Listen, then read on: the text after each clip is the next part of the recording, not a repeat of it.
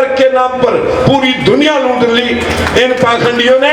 कान में बच्चे पैदा हो सकते हैं, मुंह से ब्राह्मण पैदा हो सकता है, भुजाओं से क्षत्रिय, नाभि से वैश्य और पैरों से तुम पैदा हो सकते हैं। साथियों, कहां कहां गर्भ ठहर रहा है। आप पैरों से पैदा हुए इसलिए पैरों में उड़ते फिर रहे हैं। अरे कभी सिर के ताज अशोक सम्राट चंद्रगुप्त मौर्य की संतान हो तुम, लेकिन पैरों में उड़ते फिर रहे हैं। यदि आप चाहते हैं कि हमारा कल्याण हो जाए तो ये जो मनुस्मृति के मुताबिक आपको जो कह रहे हैं कि भाई शास्त्र पढ़ो, शास्त्र छोड़ करके, ये शास्त्र नहीं ये शस्त्र है, तुम्हारा गला रेत लेंगे। संविधान पढ़ लो, शास्त्रों को छोड़ दो। जिन शास्त्रों में तुम्हें स्वर्ग और नरक के सपने दिखाए जाते हैं, ये तरक्की के रास्ते दिखाए जाते हैं। एक दिन मथुरा वृंदावन से 20-30 लोग मेरे पास आए इंटरव्यू लेने के लिए। मैंने कहा भाई तुम तो शास्त्रों के ज्ञाता हो, ये पूरा देश स्वर्ग में जाना चाहता है, कोई भी व्यक्ति नरक में जाना नहीं चाहता, और सभी ने अपने माँ बापों के आगे स्वर्गीय लिखा हुआ है। मुझे लगता है अभी तक कोई नरक में गया भी नहीं होगा। मैं भी स्वर्ग देख के आना चाहता हूँ जाने से पहले। कहीं से रास्ता जा रहा हो, क्या मेरे को बताएंगे? बोला जी बता देंगे। मैंने कहा पर पहला मेरे को यह बताना पड़ेगा कि मैं पिछले जीवन में और मौजूदा जीवन में स्वर्ग में था या हूं, पहले यह बताना पड़ेगा। बोला जी ये तो हम पिछला तो बता नहीं सकते, अगला रास्ता आपको जरूर बताएंगे। मैंने कहा भाई अगला क्यों मैं मानूं आपका, जो पिछला जो हो चुका है उसे तुम बता नहीं सकते, अगला मैं कैसे मान लूं कि ये आप सही बोल रहे हो या सच बोल रहे हो, झूठ बोल रहे हो। मैंने कहा फिर मैं बता देता हूँ स्वर्ग नरक की, मैं पिछले जीवन में स्वर्ग में था या नरक में। बोले जी बताओ। मैंने कहा मेरी उम्र 70 साल, 70 साल पहले कहाँ था? अपनी माँ के गर्भ में। ये अंडरस्टूड है, इतना तो कन्फर्म है सबको। कहां से आया? बाप के मिलने से। उससे पहले मैं अपने बाप के खून में शुक्राणुओं में था। शुक्राणु कहां से बने? खून से। खून कहां से आया? रोटी से। रोटी कहां से आई? अनाज के पेड़ पौधे से। अनाज का पेड़ पौधा कहां से आया? जब 5 तत्व जिनको हम भगवान कहते हैं, जिनसे सृष्टि का निर्माण होता है। गौतम बुद्ध ने कहा कोई आत्मा या परमात्मा नहीं है, ये पंच तत्व ही, जिनको आप भगवान मानते हो, ये पंच तत्व ही सृष्टि के वाहक है। ये पंच तत्व ही सृष्टि का निर्माण करते हैं। वैसे भूमि, जैसे गगन, वैसे वायु, ऐसे अग्नि और नैसे नीर। भय गय वह न भगवान, जिसको हम कहते हैं कण कण में व्यापक है। हवा है दिखती नहीं, गर्मी है दिखती नहीं, अंतरिक्ष है दिखता नहीं, पानी और मिट्टी दिखते हैं, लेकिन पानी को भी उंगली डुबो करके देखना पड़ेगा गर्म है या ठंडा है। साथियों ये पंच तत्व, मैंने कहा मैं उस पेड़ पौधे से पहले इन पांचों तत्वों में था। मिट्टी में, पानी में, अग्नि में, वायु में, ब्रह्मांड में। पांचों तत्व बरसात में इकट्ठे हुए, किसी पेड़ पौधे का जन्म हुआ और पेड़ पौधे के जन्म से मैं उसके अनाज लगा। मिट्टी, पानी, अग्नि, वायु से पेड़ पौधे में आया, पेड़ पौधे से मैं अनाज में गया। अनाज की रोटी बनी, मेरे बाप ने खाई। खाना खाने के बाद उसका खून बना, स्पर्म बने। स्पर्म बढ़ने के बाद माँ बाप मिले, मैं गर्भ में गया। अब पैदा होके 70 साल का हो गया। 70 साल का हो गया, जिस दिन मरूंगा सबसे पहले हवा निकल जाएगी, शरीर बर्फ जैसा ठंडा हो जाएगा। अग्नि तत्व अग्नि मिल गया, हवा मिल गई, किसी ने जलाया दफनाया। मिट्टी मिट्टी में मिल गई, पानी वाष्प बन के ब्रह्मांड में उठ गया। आते हुए क्या कहेंगे आप जब किसी के संस्कार या उसके वो क्रियाक्रम करके जब उसको लौटेंगे, उसको जला के दफना के पंच तत्व में विलीन हो गया। 5 ही तत्वों से बना, 5 ही तत्व में विलीन हो गया। ना कहीं से आया ना कहीं गया। लेकिन पंडा पुजारी यहाँ भी तुम्हारा खेड़ा नहीं छोड़ेगा। वो कहेगा ना ना ये तो शरीर मरा है, आत्मा अजर अमर है। जैसे कर्म करे होंगे आत्मा ने वैसे भुगतान करेगी। या तो स्वर्ग में भगवान के चरणों में जाके मोक्ष प्राप्त करेगी, अगर ज्यादा दान पुण्य पूजा पाठ करा होगा तो मोक्ष प्राप्त करेगी, थोड़ा किया होगा स्वर्ग में जाएगी, ज्यादा खराब काम किए होंगे फिर नरक में जाएगी, फिर तुम्हारा गधा कुत्ता खच्चर घोड़ा बनेगा। बस हम यहीं डर जाते हैं, महाराज पादाजी मेरे को घोड़ा खच्चर कुत्ता बनने से बचा ले, जो भी दान पुण्य करावा करा ले। यही डर इस जनमानस का नाश करता है। मैंने उनसे पूछा, जो लोग आए थे इंटरव्यू लेने, मैंने कहा पक्की बात है कि आत्मा अजर अमर है, न मरती है न जन्म लेती है? बोले जी 100% गारंटी, आत्मा अजर अमर है, न मरती है न जन्म लेती है। मैंने कहा फिर जब हमारा देश आजाद हुआ 35 करोड़ आबादी थी, जिसमें 12 पाकिस्तान में चली गई, 23 हमारे पास थी। 23 करोड़ आबादी थी आजादी के समय, अब आबादी हो रही है 140 करोड़। मैंने कहा फिर 117 करोड़ आत्माएं कहां से आई? जो तुम कहते हो हर आदमी में एक आत्मा है, ये आत्माएं 117 करोड़ कहां से पैदा हुई? अब वो देखते हैं मेरे मुंह की तरफ। मैंने कहा मैं सवाल रखा, अब जूता भी यहाँ रखा, ये भी मैं पूछूंगा। मैंने मुझसे पूछा कि बताएं क्या आपको लगता है कि आत्मा अजर अमर है, पैदा नहीं होती, ये आत्माएं कहां से बढ़ी? मैंने कहा बाहर के देशों की सारी दुनिया मर गई होगी, उनकी आत्माएं भारत में प्रविष्ट होगी, या कुत्ते बिल्ले मच्छर मक्खी कीड़े मकोड़े सभी जीव जंतु मर गए होंगे, उनकी आत्माएं मानसों में प्रविष्ट होगी, ऐसा है क्या? बोले ना ऐसा भी नहीं है। मैंने कहा फिर आत्माएं कहां से आई? वह एक दूसरे के मुंह की तरफ देखें। मैंने कहा मैं बताता हूं अगर तुम्हें नहीं पता।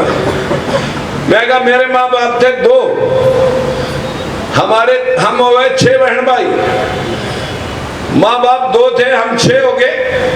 आगे हमारे बच्चे मिला करके, लेडीज मिला करके और 36 और 5-4 पीढ़ियों में हो जाएंगे सैकड़ों। ऐसे ही मानसों के मानस, जानवरों के जानवर, पशुओं के पशु, कुत्ते बिल्लियां के कुत्ते बिल्लियां, भैंस बकरी की भैंस बकरी, कीड़े मकोड़े कीड़े मकोड़े, नर मादा के मिलने से या बैक्टीरिया से।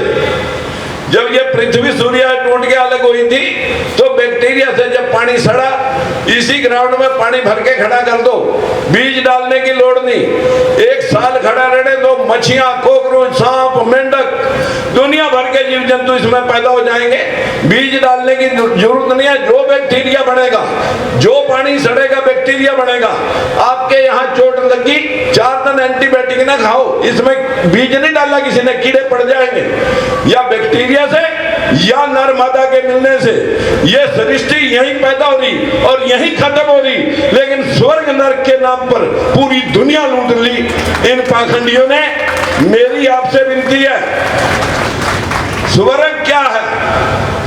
आपके घर में दाल रोटी का जुगाड़ ठीक है, बच्चे कहने में समाज में इज्जत है, मुकदमे बीमारी से घर दूर है, नींद बड़ी आती है, अमीर है गरीब है, आपका घर स्वर्ग है। उसके दूसरी तरफ अगर भाई भाई का खून का प्यासा हो रहा है, एक जमीन, एक जमीन और एक पैसे पे, भाई भाई का दुश्मन हो रहा, मुकदमे बीमारियां चल रही, या किसी को पैरालाइज हो गया, पूरा घर तबाह हो रहा और पेशेंट के कीड़े पड़ गए, और या किसी को ब्रेन हेमरेज हुआ और कोमा में चला गया 4-6 साल 10 साल तक, मरा भी नहीं और जिंदा भी नहीं, या किसी का एक्सीडेंट हुआ, डॉक्टर ने पुट्ठा लमका रखा, साल हुए, सालों साल आदमी बेड पे पड़ा रह जाता है।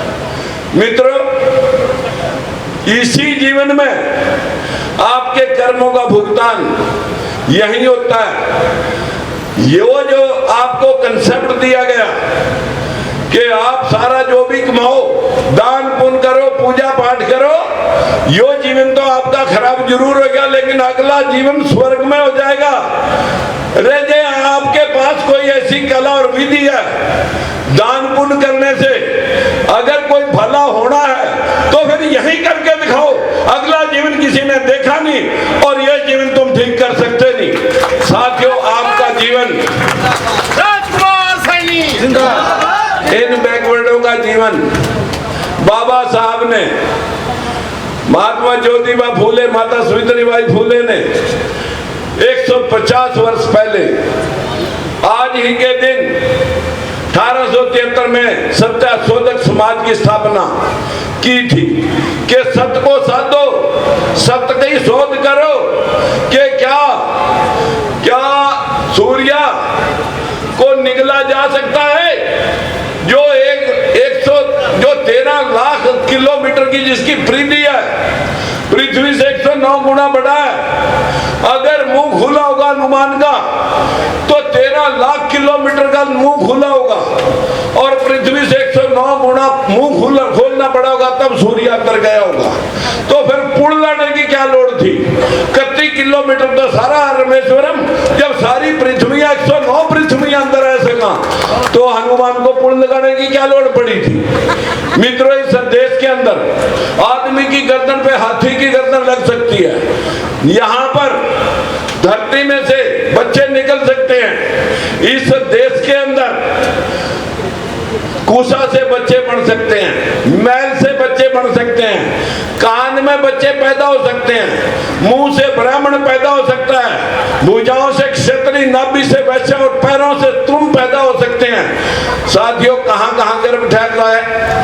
आप पैरों से पैदा हुए, इसलिए पैरों में उड़ते फिर रहे हैं। अरे कभी सिर के ताज अशोक सम्राट चंद्रगुप्त मौर्य की संतान हो तुम, लेकिन पैरों में उड़ते फिर रहे हैं।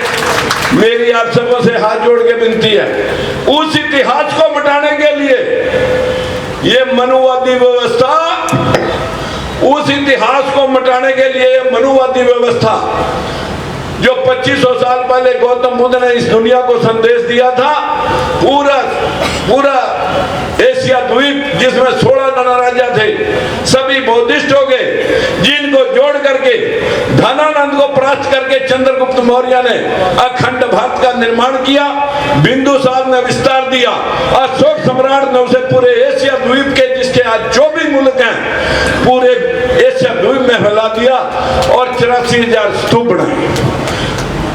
ये राजा अशोक सम्राट कलिंगा युद्ध में ज्यादा रक्तपात को देख करके हृदय परिवर्तन होता है, युद्ध ना करने का संकल्प लेता है और बौद्ध धर्म के प्रचार प्रसार में लग जाता है। साथियों, उसके बाद जो 7 राजा और हुए उस वंश के, सुप्रीति, शाली, सुखदेव वर्मन, हर्षवर्धन, ये जो आखिरी राजा बृहदत्त मौर्य, उसके दरबार में एक पुष्यमित्र शुंग, जिसकी हिस्ट्री आपके मोबाइल पे पड़ी है, पढ़े, मौर्य साम्राज्य को खत्म करके कि मैं इन 10 दुष्ट राजाओं का खात्मा करने के अवतार लिया हूं, मैं यहां अवतार लिया हूं, और अपनी लड़की की शादी बृहदत्त मौर्य के साथ करके सेनापति का पद लेता है, सेना अपनी भर लेता है और राजा का कत्ल कर देता है। डर लगता है कि यहाँ मौर्य मेरा कत्ल न कर दें। वहां से राजधानी अयोध्या 184 ईसा पूर्व बसाता है।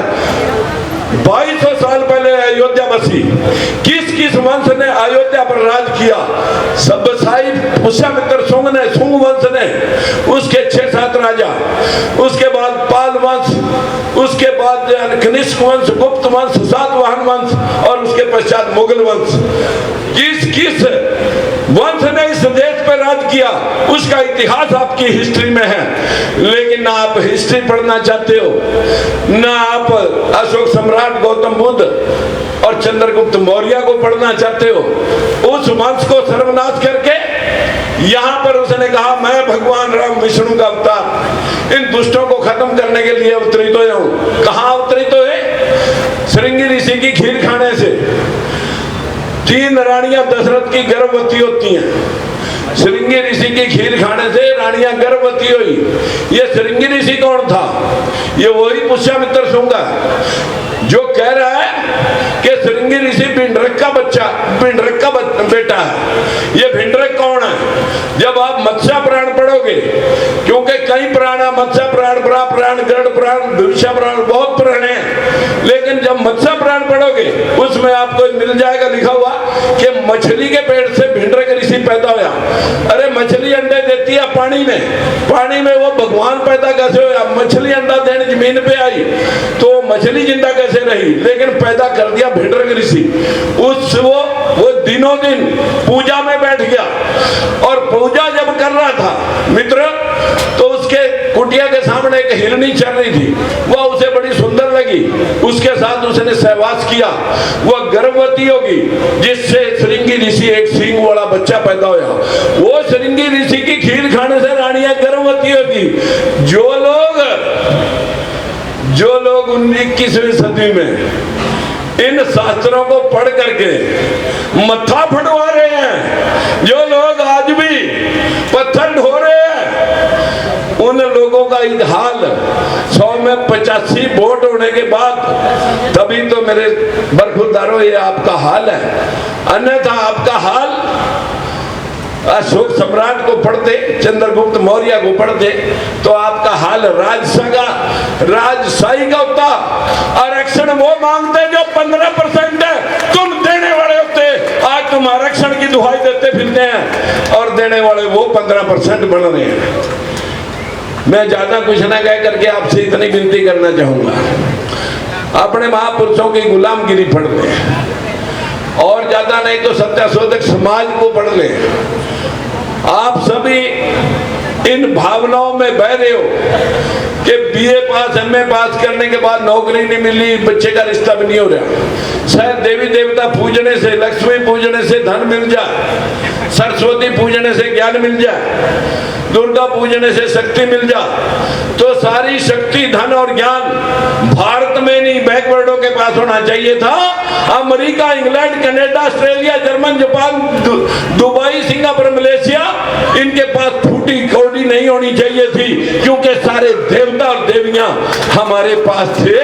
लेकिन हम कंगाल कैसे हो गए मित्रों? ये तो शुक्र है, ये शुक्र है कि सारी देवियां इन्होंने भारत में बनाई, नहीं तो हमारी औरतें कहा करती कनाडा वाली देवी पे जाना, अब का ऑस्ट्रेलिया वाली देवी पे जाना। मैं एक दिन करवा चौथ पे घर चला गया, 3-4 दिन पिछले साल की बात है, अभी भी करवा चौथ आने वाला है।